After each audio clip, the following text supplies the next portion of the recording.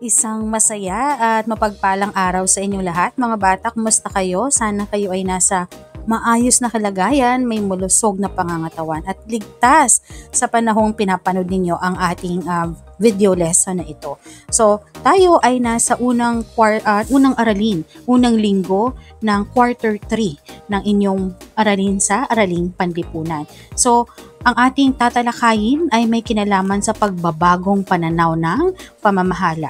So, ating tuklasin ang mahalagang pangyayari sa kasaysayan na humubog sa ating bansa at pagkakakilanlan bilang mga Pilipino. So, halina't sabay-sabay nating alamin, pag-isipan at pahalagahan ang ating pinagmulan.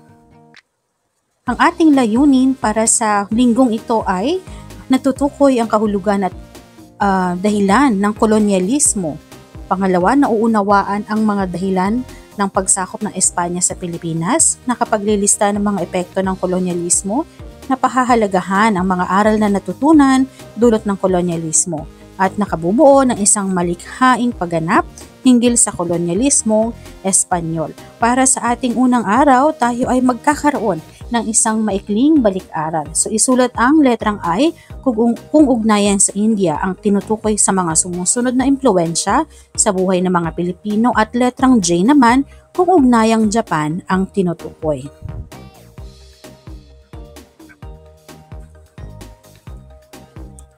Para sa ating paglinang sa kahalagahan sa pagkatuto sa aralin, isulat ang mga sumusunod na gabay na tanong at ating itong sasagutin habang dumadaloy ang ating talakayan para sa linggong ito.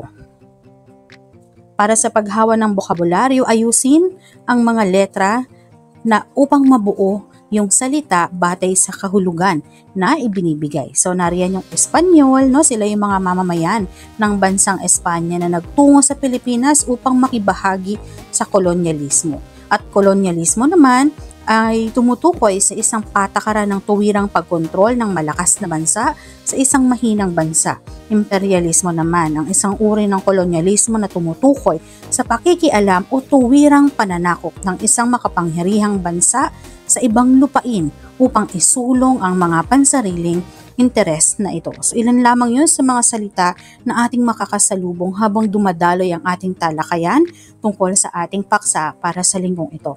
Ang una nating pag-uusapan ay ang dahilan ng pananakop sa Pilipinas. Ano-ano nga ba yung dahilan kung bakit tayo nasakop ng mga Kastila? So sabi dito, maraming dahilan kung bakit nagtagumpay ang mga Espanyol na sakupin ang Pilipinas. Una, walang pagkakaisa ang mga Pilipino. Nahati ang mga pangkat ng Pilipino sa iba't ibang barangay. Halimbawa, ang bawat barangay na yan ay may iba't iba silang idealismo, may iba't iba silang paniniwala, may iba't iba silang kultura, at may iba't iba silang leader. Kaya naman, kung tayo ay may 1,000 barangay sa buong bansa, halimbawa, napakahirap magkaisa ng mga barangay na ito upang labanan ang isang mananakop. Bakit? Ang bawat isang leader ng mga ito ay may kanya-kanyang paniniwala. Maaring yung isa naniwala na sa Espanyol o halimbawa 30% o 30 sa halimbawa sa 100 barangay o 100 na lang, paliitin natin. Halimbawa 30 sa 100 barangay ay sumasang-ayon na at nais nilang maniwala sa mga Espanyol. Anong gagawin nito ng 70 na ito? Diba? Kung sa 70 na yun, yung 45 doon, iba naman, may kanya-kanya na naman silang paniniwala. Sa sumatotal, hindi nagkaisa ang lahat para labanan ang mga Espanyol. Ikalawa, ang mga Espanyol ay hindi lamang mahusay sa labanan, kundi pati na rin sa pamumuno. Naakit ni Legazpi, Salcedo, de Goiti at iba pang mga sinaunang Pilipino na makipagkaibigan sa kanila sa pamamagitan ng magandang pakikitungo. Hindi kasi sila rito pumunta para magdeklara agad ng gera. Anong ginawa nila una? Nakipagkaibigan sila. Kinuha nila ang loob ng ating mga sinaunang Pilipinong mga leader ng mga barangay at nagkaroon sila ng maayos na relasyon.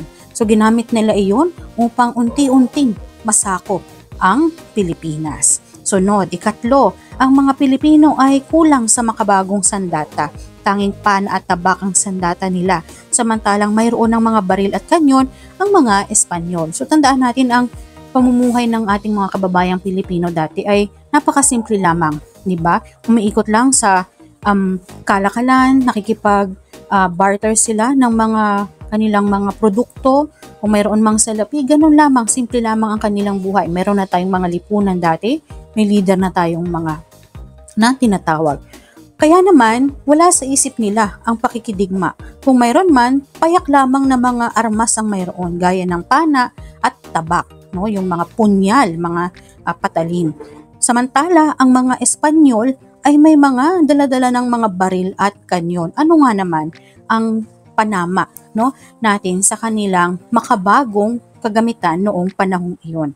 Ikaapat, na nabihag ang mga Pilipino sa mga aral ng Kristyanismo. Ang kanilang pagsasampalataya sa Kristyanismo ang naging tanda ng kanyang pagiging matapat na alagad ng Espanya. Ibig sabihin, ginamit ng mga Kastila, no, yung Kristyanismo para mapaluhod ang mga Pilipino sa kanila. Yun yung paimbabaw na kanilang inilahad sa atin, no? Ipinakilala nila yung kanilang pananampalataya, tapos pagkatapos nung nakita nila na marami na silang nahikayat, ay doon na nila unti-unting isinagawa at isinakatuparan ang pagsakop sa ating bansa. Ang Spain sa panahon ng kolonyalismo o Espanya sa panahon ng kolonyalismo. Noong panahon ng kolonyalismo, ang Spain o Espanya ay isa sa mga pinakamakapangyarihang bansa sa Europa na nagsagawa ng malawakang pananakop upang palawakin ang kanilang imperyo. Sa Pilipinas, nagsimula ang kolonyal na pamumuno ng Espanya mula 1565 hanggang 1898. Pinagsama-sama ng mga Espanyol ang kapuluan sa ilalim ng isang solong administratibong katawan na pinapamahalaan mula sa Maynila. Okay, ito yung gobernador general. Itinaguyod nila ang Kristyanismo, nagtatag ng mga institusyong pang-edukasyon gaya ng Universidad ng Santo Tomas at nagkaroon ng malalim na impluensya sa kultura at lipunan ng Pilipinas. Ang kompetisyon sa pagitan ng Spain at Portugal o Espanya at Portugal. Nagkaroon ng matinding kompetisyon ang Espanya at Portugal noong panahon ng pananakop sa mga bagong lupain. Hinati ni Pope Alexander VI ang mundo sa dalawang bahagi sa kasulatang Intercetera noong 1493 kung saan ang mga lugar sa silangan ay silangan ng imahinasyong linya, no, yung imaginary line, ay napunta sa Portugal at ang mga nasa kanluran ay napunta sa Espanya.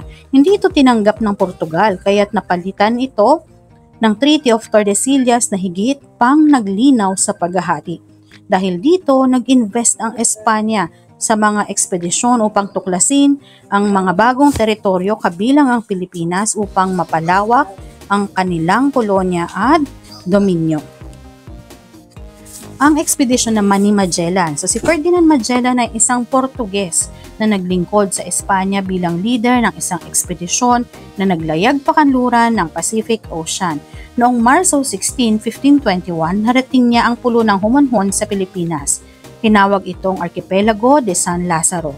Nakapag-alyansa siya sa mga lokal na pinuno tulad ni Naraha Colombo sa Limasawa, gayunpaman sa labanan sa Mactan, namatay si Magellan noong Abril 27, 1521 sa isang labanan laban kay Lapu-Lapu na isang lokal na bayaning Pilipino. Kaya sabi nga, 'di ba, kinikilala natin si Lapu-Lapu bilang kauna-unahang bayaning Pilipino na nagtanggol, no, sa kanyang lugar laban sa mananakop. Ang pananakop sa Pilipinas. So nagsimula ang aktwal na pananakop ng Espanya sa Pilipinas noong 1565 sa pangunguna ni Miguel Lopez de Legazpi, nagtayo ng unang permanenteng kolonya sa Cebu. Hanggang 1898, pinamunuan ng mga Espanyol ang Pilipinas bilang bahagi ng kanilang imperyo. Nagpalaganap ng Kristyanismo at nagtatag ng mga institusyon sa edukasyon at kalinangan. Nakipagsabuatan din sila sa mga lokal na pinuno upang mampanatili ang kontrol. Ang pagdating ng mga Espanyol ay nagdulot ng malaking pagbabago sa kultura, relihiyon at pamumuhay ng mga Pilipino. Para sa ating ikalawang araw, ating talakayin kung ano nga ba ang kahulugan ng kolonyalismo. Tingnan natin dito sa ating graphic organizer. So, ang kolonyalismo ay tumutukoy sa isang patakaran ng tuwirang pagkontrol ng malakas na bansa sa isang mahinang bansa. So, may tuturing pa natin ang ating bansa na isang mahinang bansa noong panahon ng Kastila, sapagkat wala pa tayong kinikilalang pinakapangunahing pinuno ng buong bansa, sapagkat tayo nga ay pulo-pulo. At sa dami ng ating pulo, di ba ang bawat pulo na yan ay may kani-kanyang mga leader o pinuno. Wala pa tayong kinikilalang isang pinuno noong panahon na yon. Kaya naman naging mahirap talaga para sa atin na magkaisa at napakadali para sa ibang bansa na tayo ay sakupin. Ito rin ay isinasagawa sa pamamagitan ng pagkontrol sa kalagayang pampolitika ng isang bansa, sa paninirahan sa lugar at sa pagkontrol sa paglinang ng likas na yaman nito. Alalahanin natin na ginawa nilang pronta, no, yung pagpapakilala ng kanilang relihiyon o ng Kristyanismo o Katolisismo sa ating bansa. Pero ano ang pangunahing nais nila? Kontrolin ang ating yaman, no? Ang ating likas na yaman, kontrolin ang ating pamumuhay at kontrolin, no, mismo yung ating bansa. At talaga ang pangunahing layunin talaga nila dito ay makuha yung yaman ng ating bansa. Nung panahon na yun, napaka-rare, no? Napakakaunti ng mga pampalasa. Yung mga pampalasa dati, mga spices, napakalaki ng halaga niyan dati. At tayo, Pilipinas, bilang isang bansa na hitik at napakayaman sa mga likas na yaman, yun ang nais nilang kuhanin, no? Talagang yun ang kanilang tunguhin talaga at layunin. At makuha ngayong mga tao, no? Mapagtrabaho yung mga tao para sa kanilang pansariling kapakanan. Kolonya, ito ang tawag sa lugar ng bansang tuwirang kinontrol at sinakop. So tayo, nung panahon ng Kastila, ang tawag sa atin ay kolonya tayo, no, ng Espanya. At pag sinabing imperialismo, ito naman ay isang uri ng kolonyalismo na tumutukoy sa pakikialam o tuwirang pananakop ng isang makapangyarihang bansa sa ibang lupain upang isulong ang pansariling interes nito. Kasi kumbaga, gaya nung nabanggit kanina, 'di ba? Yung Portugal at Espanya, sila yung mga pinakamakapangyarihang bansa sa Europa. At para maipakita yung kanilang lakas, nagpaparamihan sila ng sakop ng mga bansa.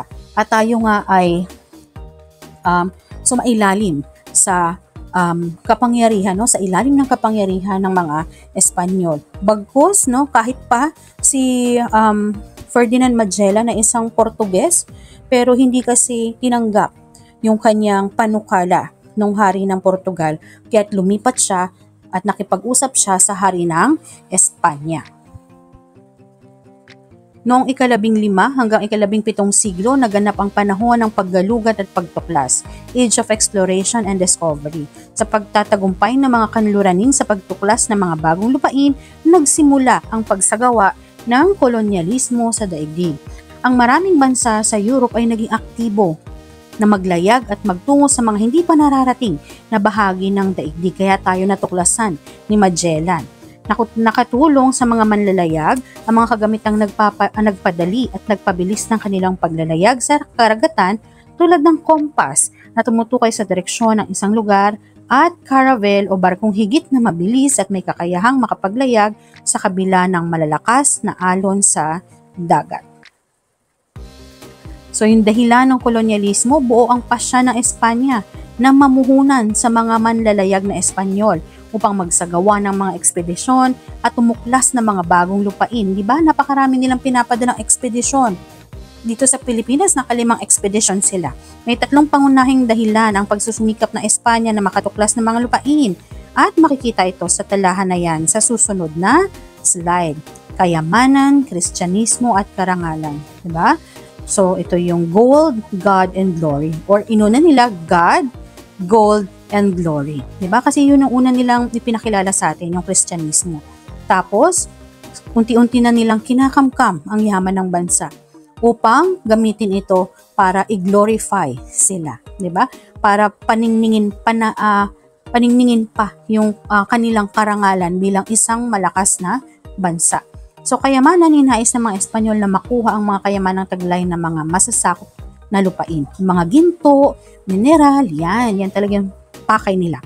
Kristyanismo, layon ng mga Espanyol maipalaganap ang relihiyong Kristyanismo. At karangalan, hinangad ng mga Espanyol na makamit ang karangalan at kapangyarihan bilang nangungunang bansa sa paggalugad ng mga bagong lupain.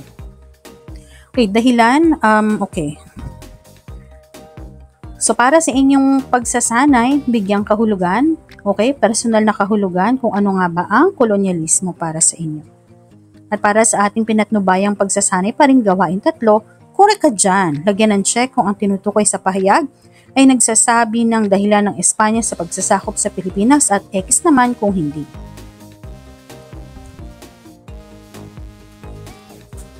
Para sa ating ikatlong araw, narito pa rin at patuloy ang ating mga gawain upang mas mapalalim pa ang inyong pag-unawa sa ating aralin. Okay. So dito, ito yung mga halimbawang sagot. So dahil sa pananakop ng Espanya sa ating bansa, ang ating mga ninuno ay nawala ng kalayaan at napasa ilalim sa kapangyarihan ng mga Espanyol. Pinatupad sa kanila ang sapilitang paggawa ng polo y servicios, pagbabayad ng buwis at pagpapalit ng relihiyon. Gayunpaman, natutunan din nila ang ilang kulturang banyaga gaya ng Kristyanismo at sistema ng pamahalaan. So, pangalawang sagot naman, kung umiwas ang ating mga ninuno sa pananakop ng mga dayuhan, maaaring nanatiling malaya ang ating bansa at napanatili ang mga katutubong kultura, pamahalaan at paniniwala ng mga Pilipino. Maring mas napaunlad nila ang sariling kabiasnan na hindi naapektuhan ng banyagang impluensya. Para sa ating ika-4 na araw, so narito yung ating pagpabaong pagkatuto. So, nilagay sa isang table, yung dahilan ng pagsakop sa Pilipinas, kahulugan ng kolonyalismo, at dahilan ng kolonyalismo. So, yun nga, yung unang dahilan ng pagkakasakop natin, yung ilan ang binigay nilang dahilan, 4 o 5. Sunod, yung kahulugan ng kolonyalismo at yung dahilan, yung tatlong K or yung 3 Gs, na tinatawag natin. At para naman sa inyong pagsusulit, basahin at piliin ang letra ng wastong kasagutan at isulat ang sagot sapat lang bago ang bilang.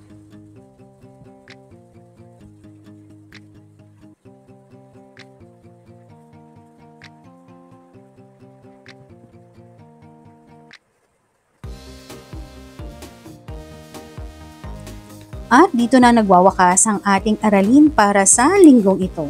Nawa ay inyong naunawaan at kayo ay may natutunan sa ating talakayan para sa linggong ito para sa inyong unang aralin sa ikatlong quarter ng AP5. Maraming salamat sa inyong pakikinig at magkita tayo muli sa ikalawang linggo. Maraming salamat. Paalam!